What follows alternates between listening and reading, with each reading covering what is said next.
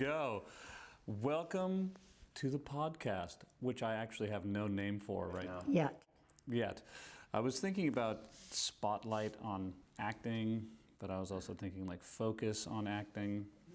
Simon says. A lot of people have said that, but unfortunately no one cares enough for me. But welcome, my guest, the incomparable Mairzee Almas, director. Do you still act, do you think? Would you act ever again? No. No. Oh, I don't know. That's not true. No, but having a theater school background has helped immensely, as you can well imagine. Yeah.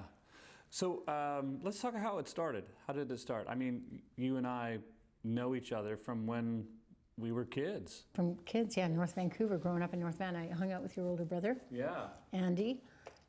Yeah, that was very awesome, very fun. Yeah. And then you and I ended up in theater school together. Yeah. And made the connection. That was kind of fun too. We were buddies all through school. Really loved that. Loved theater school. And okay, so how I got started. So I was a working actor in Vancouver at the time. There wasn't a lot of work, as you may recall. Yeah. There was no work. There was 21 Jump Street, Beachcombers. Oh, there was also Wise Guy. Wise Guy, yeah, with Ken Wall, yeah. That was about it. There were very, very few. There were a couple of other, but there were very, very few projects. And I did quite a few commercials as an actor, as a person. I don't know that that's acting, but I guess it is. Sure is. And I guess it was one day I was doing a commercial out at Boundary Bay, and I saw one of my brother's buddies, Ken Wasno, pushing the dolly. And I was like, Kenny! I don't know if you remember him from high school. No. Anyway, Kenny. So Ken Wasno pushing the buggy, and I said, Kenny, what are you doing, man? And I was watching kind of what was happening behind the scenes, and I got really fascinated by it, and went back to sit with the director and chat with the director after my part of the commercial was done, and really was fascinated by all of it, and I was bitten by the creative petri dish that it was. And especially this commercial, which was, I can't even remember what it's for, honestly. It had the guy, this lovely man that was in Wings, a TV show Wings. Anyway, it doesn't matter, I can't remember his name. He was so lovely and generous. So I was struck by the collaborative environment and how everybody had something that they were responsible for, an area that they were doing, like Ken was pushing the dolly and was very specific, and he was paying very close attention, and he was essentially operating the operator. And I was struck by that. And then I just loved the idea of the enthusiasm on set. And I thought, I don't know anything about this, because we were trained in theater mostly. I mean, we did a little bit of how to, act in a commercial, but we didn't know a thing.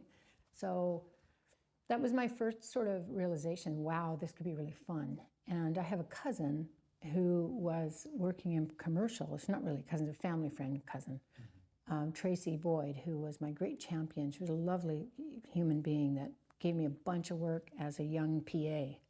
And I started working as a production assistant on commercials, and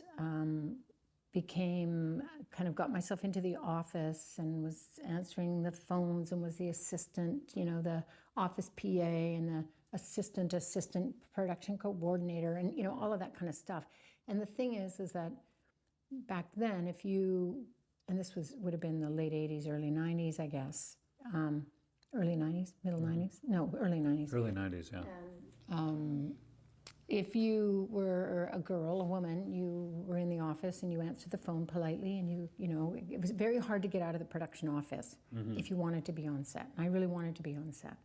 So I worked in commercials behind the scenes in the production office for a few years and decided to start all over again, and went to Vancouver Film School because I really just wanted to get on set. And I really loved watching all of that, but I didn't want to be in hair, makeup, wardrobe, or even script supervisor, which at the time really were the only real roles that you saw women in. I wanted to be an AD, and I really liked it. And I thought to myself, oh, I'd love to be a director. But of course, that's ridiculous. Like, there's no women directors, forget it. There's none. But that didn't, I was like, oh, well, whatever. So anyway, I went back to film school and came out of film school, Vancouver Film School, and started working again back on those commercials that Tracy had hooked me up on. And I made a pretty rapid rise through commercials and then episodic television into the AD realm from being a production assistant, just because I'd been in the office and I really understood the workflow and I understood why we did what we did, and I loved it. I loved every minute of it. So then I worked my way up to becoming eventually a first AD, and I was a first AD for many, many years, and I wanted to be a director the whole time, and I loved the process of it. And I would, as a first AD, I think at one point, I think my manager counted, something like 150 or 200 different directors as an AD.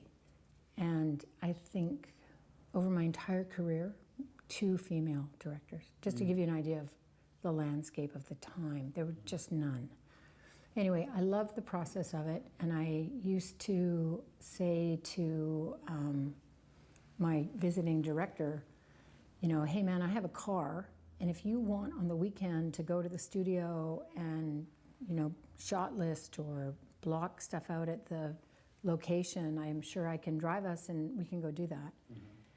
Because I realized as a first AD that I would watch the director prepping everybody, all the other departments, but what I wasn't seeing was how the director was prepping themselves. Occasionally you'd see a little bit, like we'd go down to the set and he'd walk around and we'd try and figure out how he's going to block a scene or whatever. So you see a little bit of it.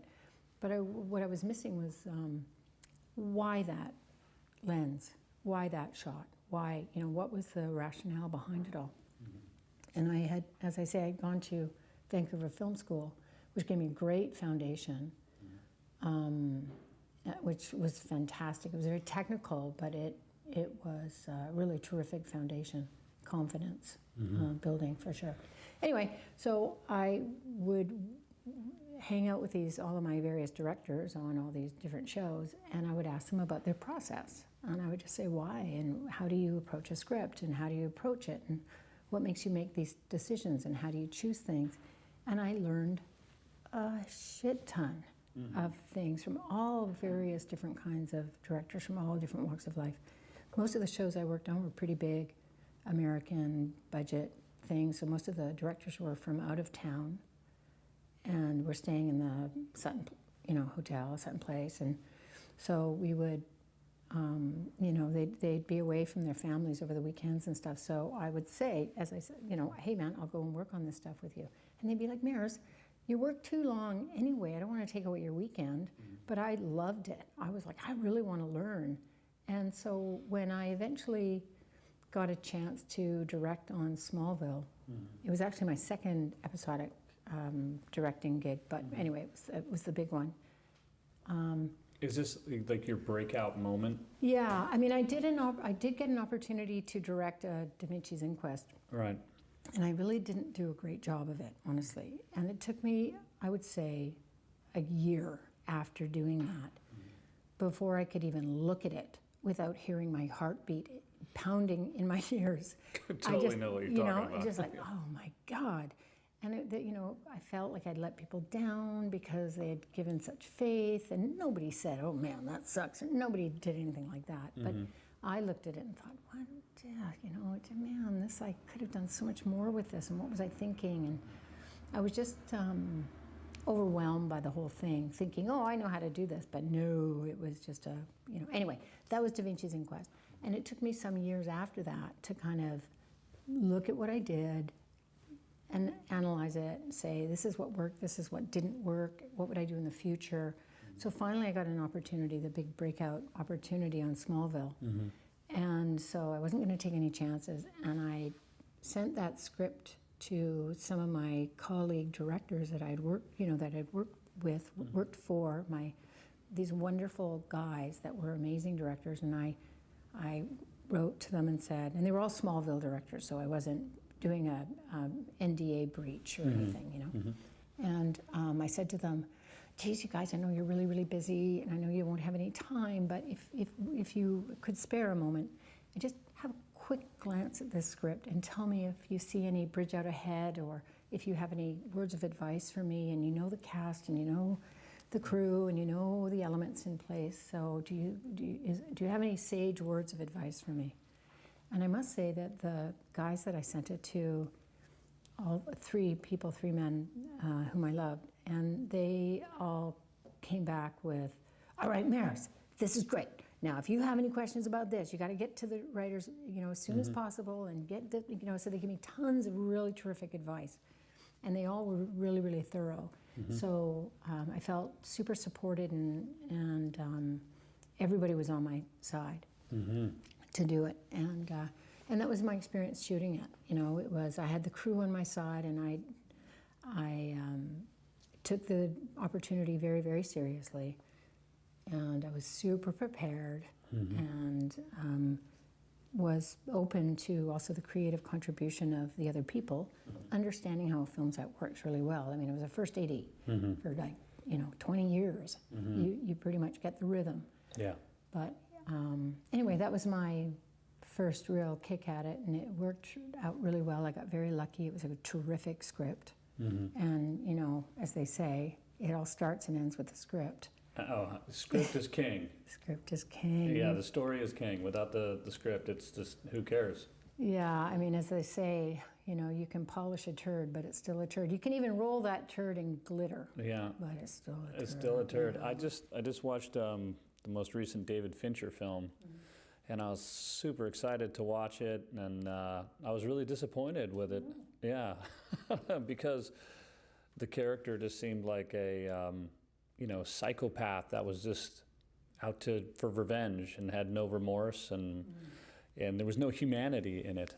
You know, he wasn't like pressed into action or, you know, forced to do this to save his family or anything. It was just kind of, and it was kind of weird, because I'm like, why in the screenplay did they overlook this? You know? Right. And it was kind of like a John Wick kind of imitation, but even John Wick had this humanity behind it. His dog. Yeah, don't mess with the man's dog, for sure. That's right. Yeah, well, that's really great. I mean, you definitely put in your hours, and you put in all the hard work and everything like that. I do have some questions, you know, regarding actors. And, you know, today we have self-taping, and, you know, because of COVID, and it's, you know, it's here to stay, from what I've heard. All the casting people say, yeah, it's here to stay. What's your, you know, take on self-tapes? Well, you know, I've done a lot of self-taping, even before the pandemic, for sure. It was a really not uncommon way to winnow the field, you know. You get all these tapes, or I'd be somewhere else in the world shooting some other show, and the casting peeps might send me for my next show, hey, have a look at these guys. It's kind of like a preliminary look. So I'm very, very used to it. I don't love it, but I see how it works. And what I tend to do now is, unless I'm casting, you know, cop number 2 that says, he went that way, Yeah. I'll do callbacks. And even if the callbacks have to be on tape, I'll do them, but live with the person. Oh, like a Zoom. Like a Zoom, absolutely. It's not as good, but if I can bring them in, I will. And I want to be in the room with them. If I can do that, I certainly will. And I ask for it every single show I do, if I've got more than a couple of people. Sometimes it's just the luck of the draw. You end up having just everybody's already been cast from the first episode, if I'm doing like episode 2 or something, and there's just maybe a couple of small roles. But any role that is important, which is most of the time, I'm asking for callbacks at the very least, with in-person callbacks. So, okay, my beef with it is, or not my beef, but my concern with it is, oftentimes I have no idea how much information the actor was given about the role.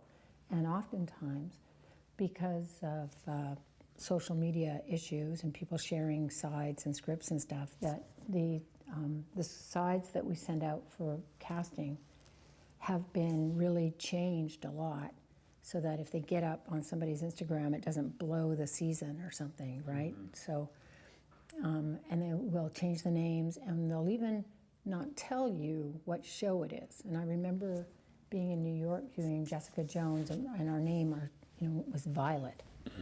And hi, we're shooting a show called Violet. We're doing location scouting for Violet.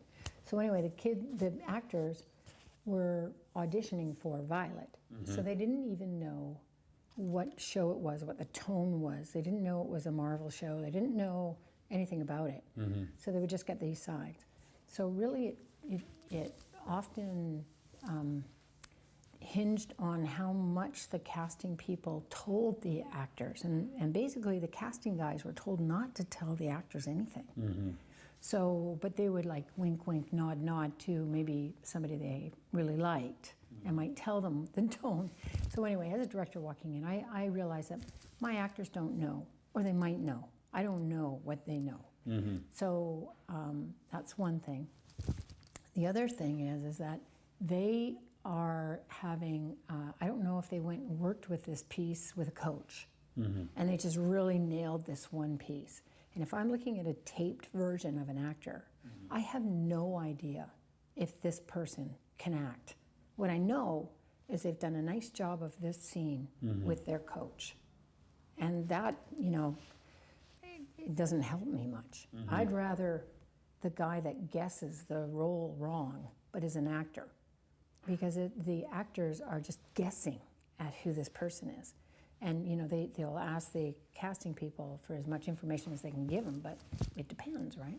Anyway, so when I look at tapes, I take all of it with a grain of salt, and then I'll pick who I think has promise, and then I'll ask for a callback. I don't always get that. We may be in the wrong part of the world. I'm casting in London, but I'm shooting in South Africa. Right. So obviously I'm not flying to London to do that, I don't have time for that. So there's a few things that I'll look for. And I'm looking, I'm personally looking for the actor that's listening.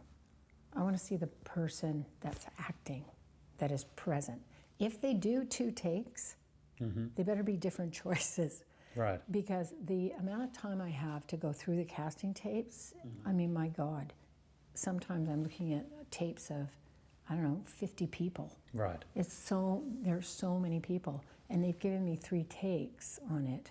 Well, most of the people, I'm not going to look at all 3 takes. Right. No, of course not. I simply don't have time. Yeah. Anybody who I'm interested in, I might watch the second take, and then if the second take is literally the same, but they felt different.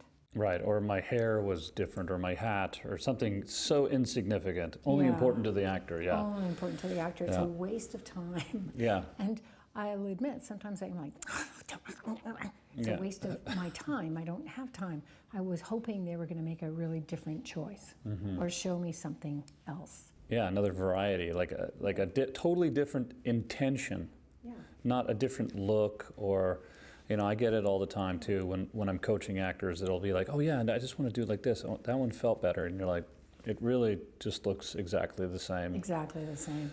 Except for this one time you blinked and looked off to one side or something. Yeah. But it's I totally get it, and it's very frustrating, and it's also so weird because, when as an actor you get the breakdown. And the breakdown is just what's in the script, and it's basically broken down by a robot. And that's what you get. And if Violet is so-and-so, that's it. There's really no, talking with the casting director, or, that's the kind of the things that's missing in the room nowadays, that guidance, like, hey, you're not quite there. Well, and sometimes some of the people, like I'm not necessarily the last word in casting the role too. Well, tell me about that. So, there will be network executives that are beyond me that have to look at, I'll make my choice. And sometimes they'll wait and not look at anything and only look at my choices, and then they'll choose from mine. But other times it's kind of gone out widely and everybody's sort of throwing their names that they like in. Now, it's one of those situations where if I'm very, very strongly feel about this one person, then, you know, I can push for that person and get that person. If I'm sort of like, I'm not really sure, you know, or yeah, because again, we're looking at a tape. I'm not entirely sure what this person can do. Yeah. The executives, obviously, they also have different mandates and they have different pressures coming on them and what they're choosing. And they may or may not be very experienced in this. And sometimes they're going to choose the person they think looks the most like how they imagined it, which, They fit the suit, as they say. Yeah, they fit the suit. I mean, for sure, if you're looking for a young woman, it's got to be a young woman. Yeah. For sure. But even within that, they'll say, oh no, I really imagined this person to look like, X. And so that's who they're choosing. And I'm like, choose the best actor, please. Forget the look right now, please. So what will happen occasionally is I will come across somebody who maybe doesn't have a ton of experience in casting. And as I say, they're going to choose the person that they imagine or that they think guessed the role correctly. And that's also another wild card because they were given maybe a little bit more information that the other actors didn't get. So they know that this is Jessica Jones. And they know that this character, they've been watching the show or whatever. They have an idea of who it is. So they're guessing it correctly. And the executive's like, oh yeah, that guy, he's doing it right. And I'm like, well, he's doing it right because somebody told him the parameters. We're not looking for the person that can guess the role correctly. We're looking for the best actor. And we're kind of setting them up in a situation that's kind of false. But I would say, personally, what I like to see, I like to see someone who's an actor. And if they're going to give me 2 takes, then they make a completely different set of subtext or circumstances for themselves. If that particular set of sides allows for that. If the casting person is saying it's very specifically, you are a sailor who just got off the boat and you're in a country you don't speak the language and you're trying to find a cup of coffee, go. Fine. Then don't in your next take suddenly be a rabbit in a field. Yeah. Like still be the sailor, still be, but give yourself maybe a different urgency or something. And having alien abduction. Exactly. That's not. So stay within the realm, but maybe give yourself a different subtext. Give yourself a different backstory. Give yourself something else that makes it real. Right. So it looks completely different. And then I'm looking at an actor. Like you can pick a high status or a low status or, urgency. Your wife is having a baby and you got to finish this thing and you got to get that and you got to get over there or whatever. Yeah. So that's really great input. Now, another one that, as I'm teaching classes, I teach classes and a lot of people talk to me about social media. And I'm like, oh my Lord. And let me ask you this question. Have you ever cast anybody based on their social media? No. I have, however, lost a casting battle to someone who had more followers. And I did do a show one time where it was actually the studio, it was YouTube. They were trying to, looking at doing their own original content. And it was called Impulse. Really lovely actors in it, and it was really terrific.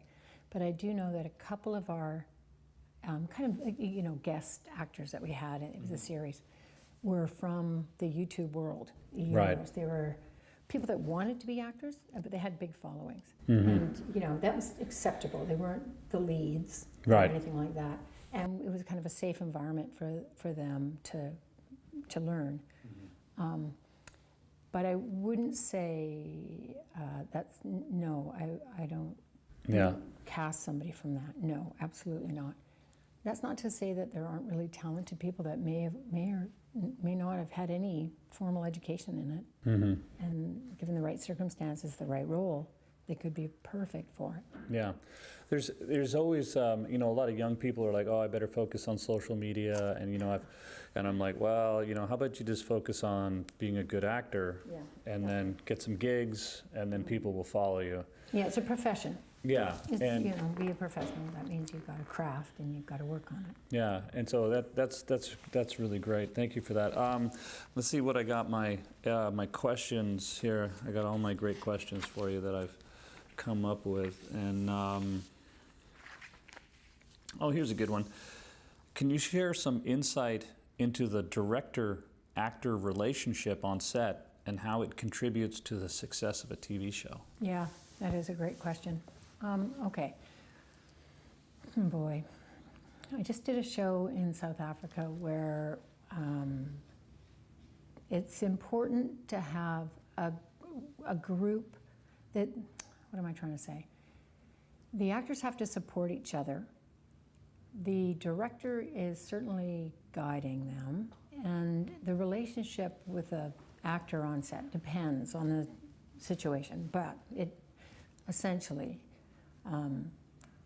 if I have opportunity, I'm going to do a lot of rehearsals with my actors. They're going to know me. We've done a read through together. We've talked about their journey. We've talked about where I'll always sit and chat with the actors. The main ones, not necessarily somebody coming in for one line or one day or something, but Yeah, you simply just don't have the time don't have the time. I'd love to take the time. Yeah. And if we have, for example, if we have a read through and everybody comes in and you have some questions, then that's a great time to grab the director afterwards, especially if you've got a smaller role. But what I'll do is ask the actors to think about their journey. And they usually know what I mean by that, which of course means, how are you different at the end of the movie than you were from the beginning? Where were there moments that your character had choice and they made choice, and they could have gone somewhere, a different choice, but they made this choice? Where are those pivotal moments in your script? So a little bit of script analysis so that they've been thinking about those moments. I'll have my idea about what those moments are, and the actor may have a completely different idea, and that's okay. We can have a conversation about it. I don't need to be right. It needs to make sense to both of us. So then I can design the camera to point the camera at that actor for that moment. If I think it's this moment, but they think it's that moment, then I just need to know which moment I'm going for. Having said that, we can talk about this till the cows come home. Then we get on set, and the scenes, we start working on the scene, and that moment is completely different place. And that's okay. It's like, oh wow, actually, you know what? That moment he made the choice was now, not in the next scene, or not, whatever it is. So I do want the actors to be thinking about their own journey and have ideas about where their big pivots are, and they should be open to have a conversation with the director. Most directors are not going to sit there and say, it's got to be when I say it is. They're not. That relationship should be one of open collaboration. So as an actor comes in, if they're well prepared, if they've got good questions, if they have an idea, they can present it. If the director says, hey man, that idea doesn't work, again, this is a circumstance dependent, but I would say most of the time it's like, suck it up, buttercup, and do what you're told. Yeah. There's so many other moving pieces here that actor may not understand, and there oftentimes actors get in their own journey and they're not really looking beyond it. And it's important that it's not just about reflecting an actor's journey. What we're doing is curating the audience through an experience. It's really the audience's journey we're all making. So this moment that actor might be having difficulty with, we need it to be a certain way so that the audience has the experience we've been curating through the piece, if that makes sense. Yeah, it's as if, there's a great book called Story, and I forget the name of the author, but he was the script doctor, and he would talk about, in the crisis, the character has to choose between danger or opportunity, and when you make that choice, it's irreversible. Yeah. And of course, I think his name is Robert something rather, McKee, Robert McKee. Oh, yeah, yeah, yeah. Robert McKee's Of course. story. Yeah, and it's a great book. It's a bit, it's got a lot of $100 words in there, so it takes a long time to kind of figure out everything that he said. But in those moments, he talks about the crisis being, danger or opportunity, and then once you make it, it's irreversible. The character can't go back to a choice of lesser degree. Mm-hmm. Now, as a director, are you looking to use the camera to also tell that story? Yeah, absolutely. The camera, it should be reflecting, it should be supporting the subtext of the scene. It should be helping, again, curate an experience for the audience. Mm-hmm. So, there's a big difference if, for example, the audience is a participant in the story. So you need to know, where is your audience? Are they in front of the cast or the characters? Are they behind the characters? Where is your audience? Mm-hmm. You need to place them. And, if the actors are all doing their jobs and they're all pursuing whatever they're pursuing in their characters' needs, mm-hmm. and they have a journey in their script, in the story, then they're taking care of that. The director is looking at that, but they're also looking at, where is my audience and how am I going to make the audience have this fun roller coaster ride, mm-hmm. right? So, for example, if I'm sitting here talking to you and the bad guy walks past me, behind me with a knife, mm-hmm. that's a moment where the audience is ahead of me. Yeah. They see my threat, I don't see it. So they can be a little bit, oh, watch out, oh no, she's going to go in the room, right? Or you could see me see something. This is a very Spielberg thing, mm-hmm. where you would see the character see something, you'd see their emotion about what it is they're looking at, mm-hmm. and then he would reveal what the character was looking at. And in that moment, that's the character's ahead of the audience. Yeah. That works really well, especially for kids, where kids are always like, what should I be feeling? Yeah. So, with a kid's story, you show that they're happy. They look at the cow and they're smiling, and then you reveal, and they see a cow. It's just a picture of a cow, mm-hmm. but for now the audience is smiling at the cow because they're happy, because the character told them, you're going to be happy now. Yeah. Yeah. So there's a way in which a director will curate the experience, and that's our job. That is what we're trying to do, is take the audience on a fun roller coaster ride, and we're charting where the dips and valleys and the high points. We're charting all of that. Mm-hmm. With that in mind, if an actor says, "Oh, my character wouldn't do this at this really important pivot," it's it's a good conversation to have for sure. Mm-hmm. But again, if the director says, "Hey, man, this is what we need you to do because this is where the audience is right now," they should do that. Yeah. And one thing I do notice, I've worked with lots of different actors at different levels of expertise. Yeah. And I would say that new actors are very, very, very concerned with their journey, and as well they ought to be. And if they're even aware of such a thing, Right. Actually, the new ones are just trying to not faint on set. Right.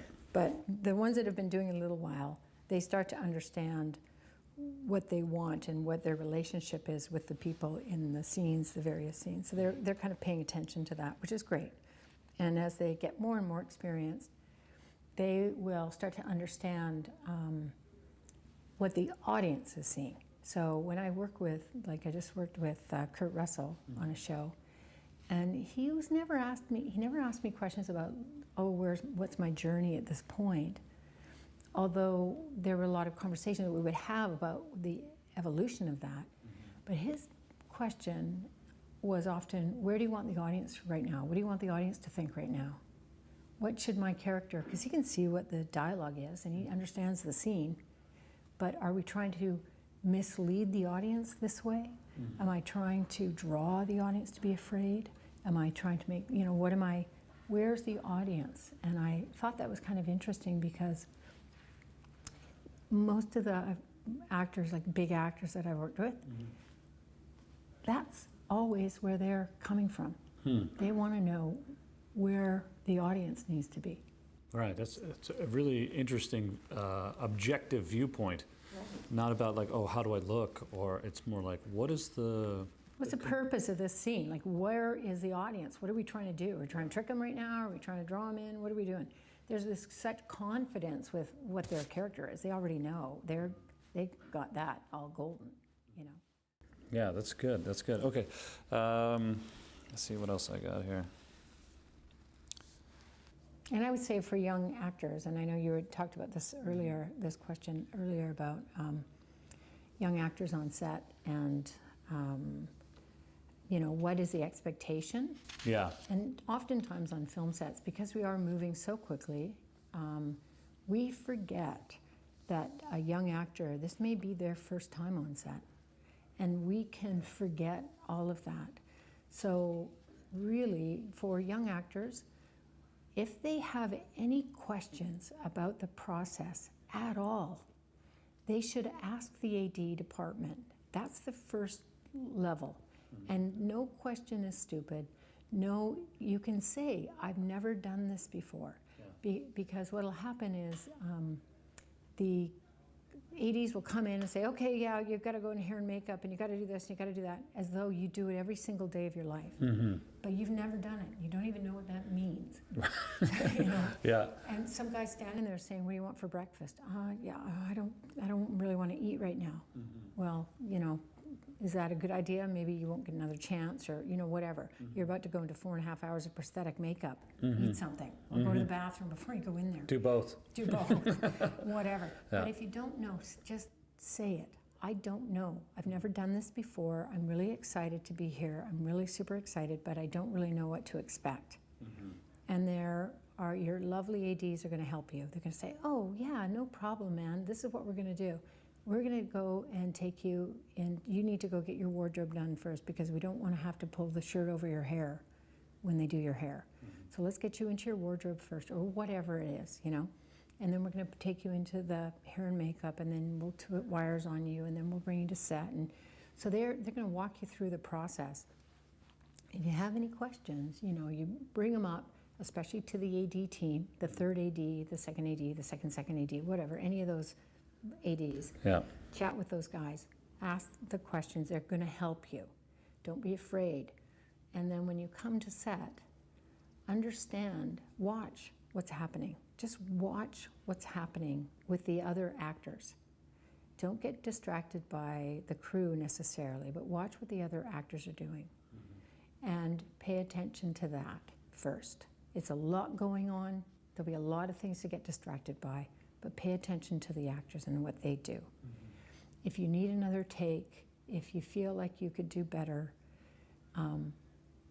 you can always say immediately after the director says cut, the director should ask you, are you okay? How do you feel? Good? It's okay?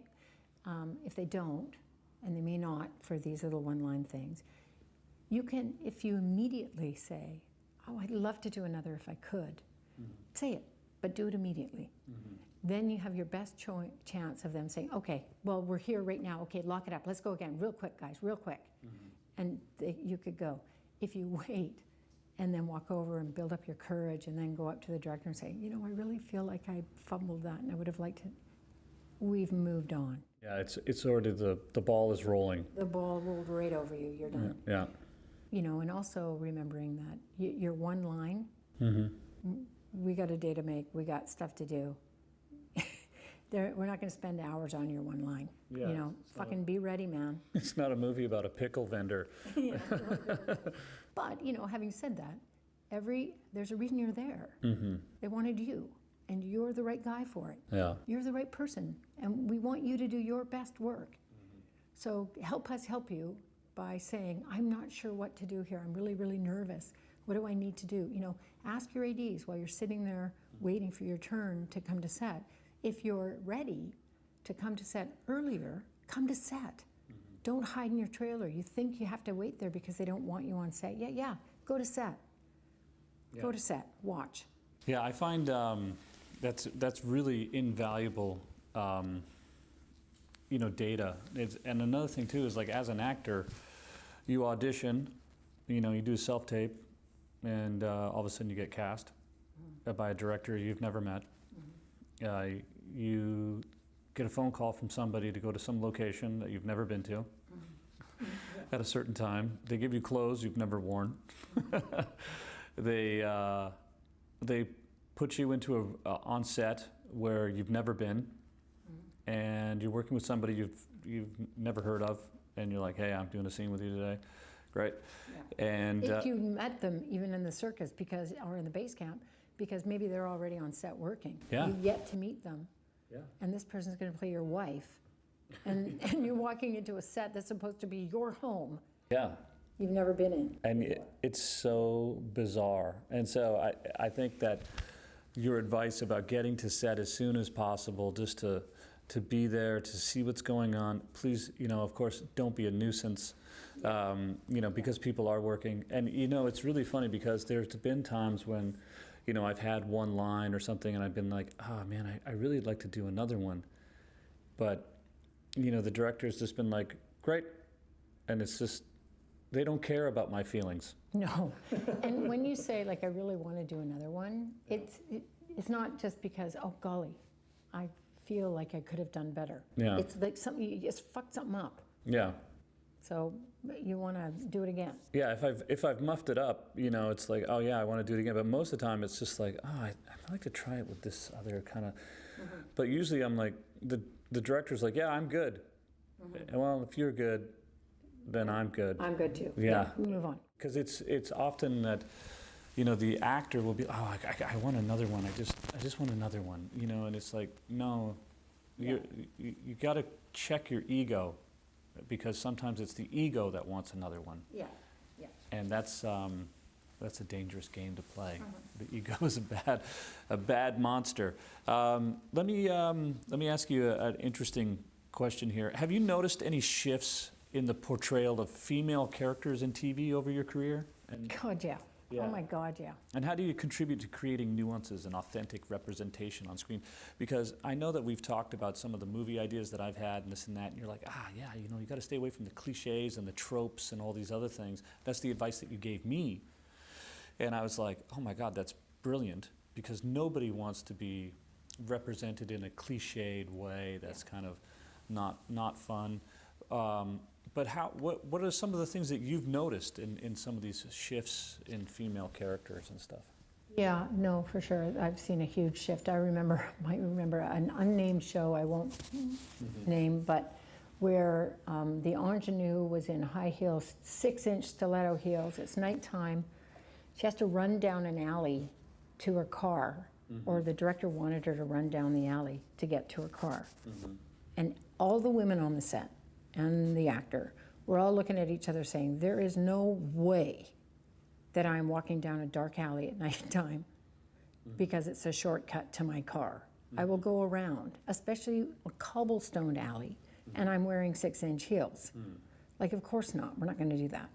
And to be fair, I think the scene originally would have been a day scene, and then it got switched to night, later. And so I think the director just didn't adjust for that. And so we were standing there, and I was an AD, obviously, and we were standing there, and the actress was like, because historically, women don't want to make a fuss on set because they don't want to be seen as difficult or anything. She was like, I really don't think that my character would go down there. She really would not. There's no way she would go down a dark alley in stiletto heels and a cocktail dress. Yeah, at night. At night. She's not doing it. And we're all like, yeah, there's no way. And he was like, but the light is there. And that's what we've lit. And that's the set. And that's what we have. And you have to do it. We've invested in this. Yeah, we've invested in it, and it's too late now. You got to do it. And it was difficult, and it's like, we knew it was in the era that you were not going to win that fight. There was no way. And this is, women are idiots, and that's what they do. They run down dark alleys in stiletto heels, in poor weather at night with no jacket. Of course. That's what women do. And they walk around with bare midriffs in the winter time. And, are the girl that starts the cars when they do the race down the street racing. It's a girl, we had an actor on set that almost passed out from hypothermia because she was so underdressed. Oh my gosh. And she was too timid to ask for a cozy coat between takes. and there was so much going on that we kind of missed her. We weren't paying attention. She was sitting over there. It's like, oh my God. She's blue. She's blue. And where's your coat? And you left it in the car, but then the car got moved, and I don't know where. I don't want to ask anybody. And it was like, sweet Jesus. So that kind of stuff used to happen a lot. That the women were very symbolic of something else, not real people. So I've seen a lot of changes in that for sure. And there's a way more desire to create, real people with full 360-degree characters for sure.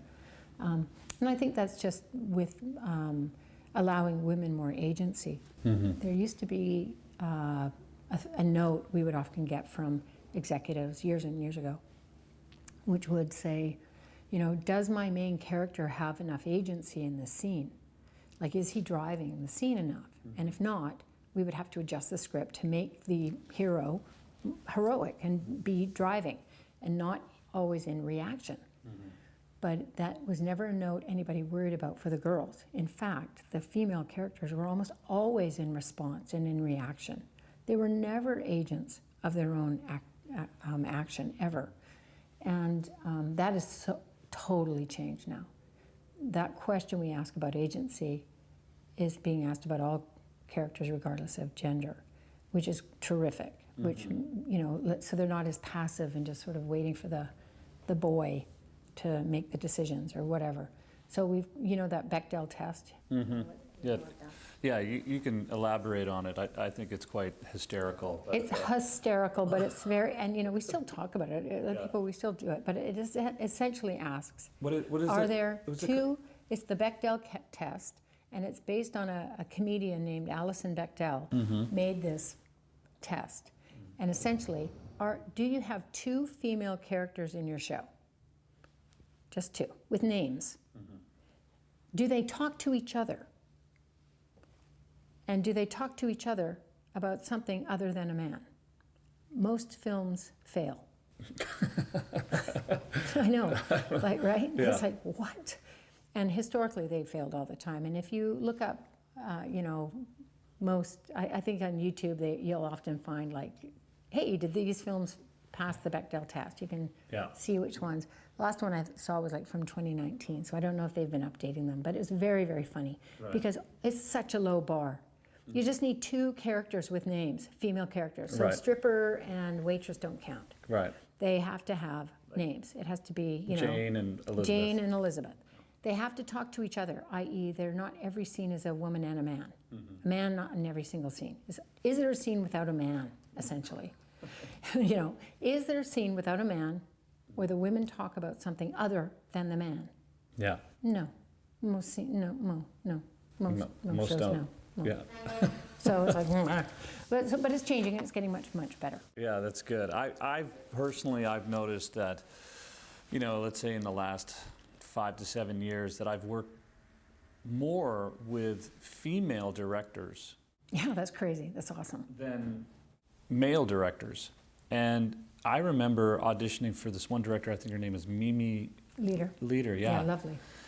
And I was like, oh, wow. I'm auditioning for a woman. I thought, this would actually be really cool to get a job with a woman, And now it's becoming quite prevalent,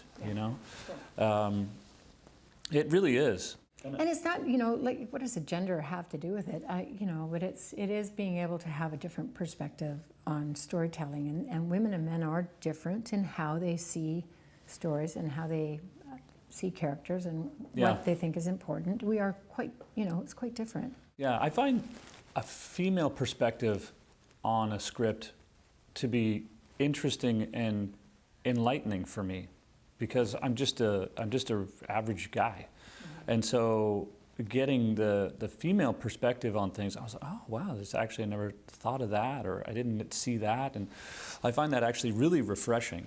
Yeah, it's good, and it's just another point of view, which is nice to have, and so it's not always the same one point of view. And so much of television and movies are very aspirational. So it's sort of the fantasy made true. It's like, oh, this is, you'll see so many stories about, well, I turned 18 or 21 or whatever and realized I was a princess, a wizard, whatever. My true nature was suddenly revealed to me when I turned 21, and look at me, I'm special. So they're always kind of aspirational. Whether it's Harry Potter or 1,000 stories like this are very popular stories. Audiences like it. People like to imagine, what if one day somebody came up to me and told me I was really a prince, or something. It's fun. Or like Fort Salem, isn't that like a bunch of witches or something? Yeah, and they're all in this high school where I don't know the show, but I don't know it either. But anyway, my point being, aspirational shows are a male aspirational show and a female aspirational show are quite different. For the boys, it's often they'll find out that I'm really strong and powerful, and everybody will notice that I'm really the football, quarterback guy. I'm really the super strong guy or whatever. And for girls, it's often, they'll see that I'm suddenly an ugly duckling turned beautiful, and so it's sort of what do women find valuable, what do men find valuable. We've got a big truck up there. And hopefully those stereotype ideas about what women value, what men value, are starting to wane, and we're allowing more individual perspective, not so gender-based. But for sure, stopping with just one segment of society being the storyteller, the middle-aged white dude. And not to say that those haven't been my greatest champions, that segment of society I have relied on heavily and love those guys, and they supported me the most, for sure. But it is refreshing and important that our society isn't always seen from one perspective, and that very dominant perspective. yeah. It is great to try and get more storytelling especially from people that have been marginalized, for sure. Absolutely, I totally agree, and I feel that there really has been a big shift into hearing everyone's story. Or trying to, anyway. Yeah. Can you share any memorable experiences working with female actors that you've had that have had a significant impact on projects that you've been involved in? I know that, I think it was Toni Collette, is that? Yeah, I think you worked with her and you said how wonderful she was to work with. Not with Toni, I worked with Diane Lane, you might be mistaking her. Toni, I've never worked with Toni Collette, but hey, ever since Muriel's wedding, I love that. When my life is a dancing queen. I loved her. But Diane sounds like she's an amazing actor. Yeah. And giving and loving and, terrific actor and collaborative.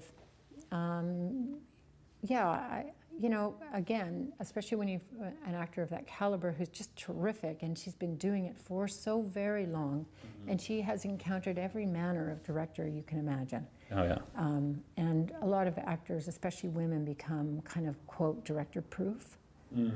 They have to protect themselves a little bit, and men do too. I don't mean to suggest it's only a female situation, but it's one of those things where, like the woman with the stiletto heels running down the alleyway, for a lot of women, they've had to learn how to try and guard their character so that, for example, like you never want to betray your character for plot. It happens, and often the female character is that sacrificial lamb. She suddenly has to go down a dark alley because we need her to be, attacked by a guy hiding behind a dumpster. It's like, so we'll betray her character. This character would never do that. So people like Diane, she's learned, and any good working actor knows this. They go through the script, they look at things that they feel they are fearful of and say, uh-oh, I see a bridge out ahead here. I gotta go ask my director, hey, Mairzee, what's your plan for this scene? It looks to me like it's gonna be a character, problem. And then I'll say, oh yeah, I caught that too. And no, this is my idea. And I was gonna, do this and this. And I thought, this is gonna work. Oh yeah, that sounds good. If we do this as well, then, and we'll talk it through so that we're not standing on set on the day trying to fix a plot, a character screw up that's necessary for plot to drive forward. And it just happens. It's not that people aren't super talented that are working on the scripts, they really are. But sometimes, as you know, as you pointed out earlier, stuff you miss. It just, there's so many other things happening, and the things are so many balls in the air, so many moving pieces, that this one little element kind of, suddenly it went from a day scene to a night scene, and now I've got a dark alley with a woman walking down a dark alley who would never do it. Right, she'd never do it, but for the story, she has to get attacked or whatever. She's the latest victim. And it was an oversight because it changed and nobody caught it or whatever it was. And, you know, so actresses have learned to be very careful.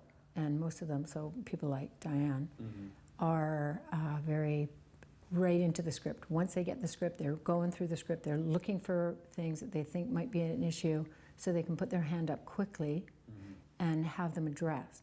And that is exactly the way to do it, because if you're dealing with it while you're standing on set, it's way too late. It's way, way too late. You're already in it. We'll do it. We'll do what we can, of course. But boy, if you can put your hand up earlier about any questions about the script or whatever, go and talk to the director and say, hey, what's the plan on this? It allows for the most choice to be present, you know? Yeah, and you can steer around that. You just find an alternate route. Yeah, I totally agree with that. And it also it really just kind of boils down to doing your preparation and reading the whole script and understanding like what's going to happen. How are we going to shoot this? What do I have to do here in this scene? How do we do this fight scene, or how do we do this love scene, or how do I do this swimming scene? You know, where I fall off the dock or something. I don't want to do that, you know? Yeah, sure. And that's okay. You know, I remember, somebody, I got this scene where they had to slap me. Fun times. And I didn't want to get slapped, you know, and the director at the time was like, oh no, you're going to get slapped. There's really not a lot of ways to fake it. And, but one of the things he did is he told the actress who slapped me to go and hit me as hard as she could. Yeah, the guy was like one of those New York method actors. And so for some reason, she did what he told her, and she just hauled off and smacked me. And yeah, I wasn't a big fan of that. How many takes? 7. Yeah, and I got slapped twice. So I got slapped, and I turned around, and the character that played my wife slapped me a second time. So I got slapped 14 times.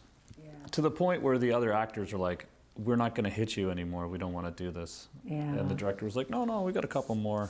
Oh, wow. No, that's not cool, man. No, it was Slaps are tough because they're tricky to fake. I mean, you can do it in a cut or whatever, but it kind of they're tricky. Yeah. Hopefully, if you do it well enough, you're not hurting anybody, but you can actually slap somebody but not hurt them. Yeah, there's ways to do it, but you know, slapping somebody as hard as they can was really. It made me really upset, and yeah, I felt actually degraded. Yeah. Yeah. So, you know, when you're working with some actor, and we'll just ask like maybe one more question here before we let you go, but are there any specific acting techniques or approaches you find particularly effective when working with like an actor that you feel is kind of stuck or not being authentic? Like, what are some of the, you know? Yeah, I think. Because there's so much going on for young actors, and it can be very confusing, and they can fumble up their lines, and I do think that, I mean, the different actors need different things, for sure. But if you know your dialogue, if you do what we used to do in theater school, was Italian run it. Like, just get it so it's in there. Just get it in there. Really fast. Really, really fast. Say it a dozen times, one after another. So it's just really well entrenched in you. And then when you're doing your take, just really listen. Just listen to the other person. Pay attention. Know what you want from them, and just listen. And the only tool you really have is your intention. Listen to this person and know what you want. Am I getting it? Am I not getting it? Well, here's the words that I have that are so well memorized. These are the words that I'm going to use to try and get what I need from you.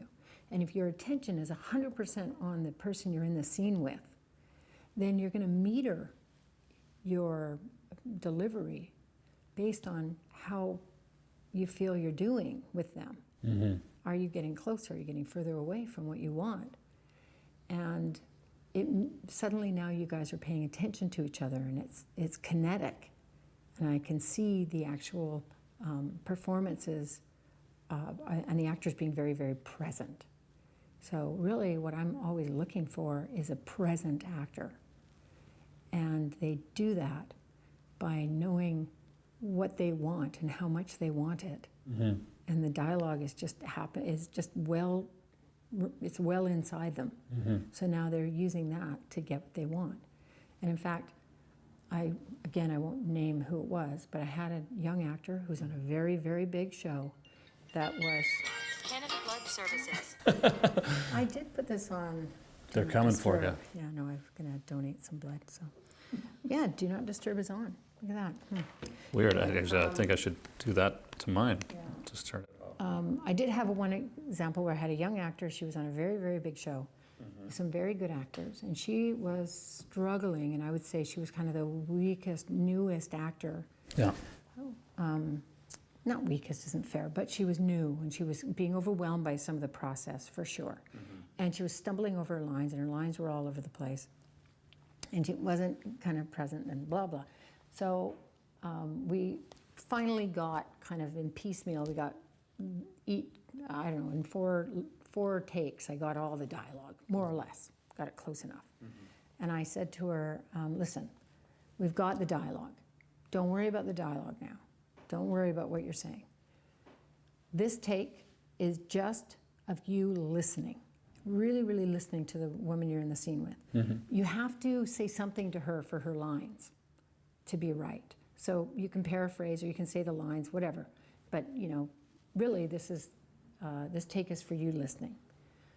So I did it, and for the first time, her dialogue was perfect. And it was perfect because she now understood why she was saying what she was saying. For the first time, she was listening well enough to the other actor, the other character, to know why she was saying these lines. Mm-hmm. And she came to me after and she said, oh, Mairzee, I know you promised you wouldn't use this take for the dialogue, but I think I nailed it. I think I finally got it. And I'm like, yeah, you did. Yeah, you totally did. Yeah. And it's like, why did you? Because you were really, really listening this time. So, for I would say for young actors, just know your dialogue, really, really know it. Know what you want from this other person and know how much you want it. Yeah. If you can just do that. Yeah, it's just a classic acting Yeah. script analysis. What do I want, and how am I going to get it? And then I got to listen to you because they might not say what I want. It's interesting that you told them to just kind of let it. Okay, we got it all. Now just let it all go. And I've heard this before many times where somebody's like, oh yeah, okay, we got it. This one's just for you. Yeah. You can just do whatever you want. And that's the one that just kind of works because the pressure's off. Yeah. And the actor can finally just like, Breathe. okay, I can totally relax. And I think that once again goes back to, the things that we studied in theater school was like the relaxation and trying to be not self-conscious. And I think being self-conscious is the thing that really stops a lot of us from being free and in the moment.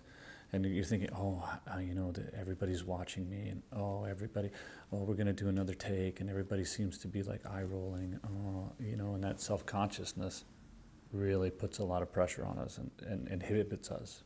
It's funny. Do you know Ian Tracy, local actor, Vancouver actor? Yeah, he was in Da Vinci's Inquest, and then he had his own show, Intelligence. Anyway, really fabulous actor. He was a child actor. He played Huck Finn way back in the day. So he has a really great story about that, because about this, what we're talking about. He was a young actor, and he was convinced when he was on set that, they would say action, and everybody's staring at him, the whole crew, there are 100 people all staring at him, and they're all judging him, and they're all looking at him sideways thinking that guy's okay or not very good Or whatever, yeah. So After he was a child actor, as he was trying to transitioning into a teenager, it was getting harder and harder to get roles. So he ended up working as a lamp operator on set and working behind the scenes. And that way he could continue to work and learn. And I think that Ian still maintains his IATSE membership because it says it keeps him humble and it keeps him awake to, hey man, actors, you don't know. You're on tomorrow, today, and then tomorrow it might, you might be back to lamp popping. You don't know. So anyway, as a lamp operator, he started realizing, oh my God, as an actor, you are lucky if the director's watching you and paying attention to your performance. Because the hair and makeup people, they're staring at you, wondering if the lip color is wrong. The gaffer is staring at you and wondering if that shadow over your eye is too much. The director of photography is worrying that the lens is maybe the wrong choice. The script supervisor's hoping that you change the cigarette to your right hand pretty soon because it's not going to match what you just shot before. Everybody on set has their own job, and that's what they're looking at. No one is judging against you. Every single person there is on your side. Every single person.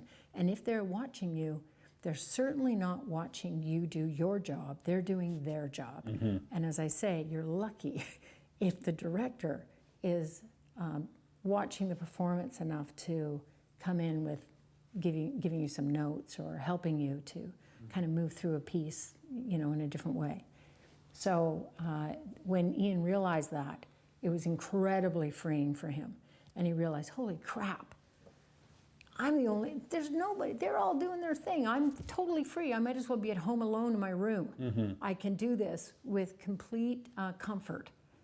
And everybody here is just supporting me. And he said that was a huge change for him as an actor. That's very interesting. Yeah, I know I've worked on set and I was like, oh, everybody's looking at me. But then I remember looking up and there was some guy eating a donut, looking at me. He didn't even care. He was like, what's the next set of lights I'm going to bring out here? And exactly. I don't know who this guy is, whatever. It's just another, Yeah. How long is he going to take? Yeah, he's looking at this, how long is it going to take to wrap out of this set? And I need that, those kinos over there to put in the next set, whatever. Yeah, they're busy. Yeah, doing their own job. Yeah, they don't care about you. After, there's comfort knowing that everybody there is trying to support you to do your best work, really. And the director's certainly on your side. Everybody's on your side. And by the time you're standing on set, in hair, makeup, and wardrobe, stop worrying about whether you're an imposter. You are the right person. You were cast, you're wardrobed, you're the right person for the role. You're here for a reason, and enjoy it. Yeah, that's great advice. Thank you so much for coming on the show. We'll wrap up now because I know it's been, quite a while. Blow hard. Yeah, no, it's been great, and thanks so much for coming on the show, Mairzee. What's your next project? What can we look forward to seeing from you? Well, I think my Monarch Legacy of Monsters is out in a couple of weeks. I did that last summer here in Vancouver. It was really fun to be able to be in town shooting a show. That I think it's December 8th and 15th. Are my episodes on Apple Plus. Okay. But after that, I'm not sure what I'm doing next. I've got another thing that's just finished post on, that is from the Witcher universe. But yeah, I don't know what is going to be after that. We'll see. We'll see what wait for the phone to ring. Exactly. It's coming. Perfect. It's coming. Thanks so much for coming. All right, my friend. Okay, we'll have you over to the house for dinner. So. Yeah, thanks, Simon. Okay. All right, thanks, buddy. Bye.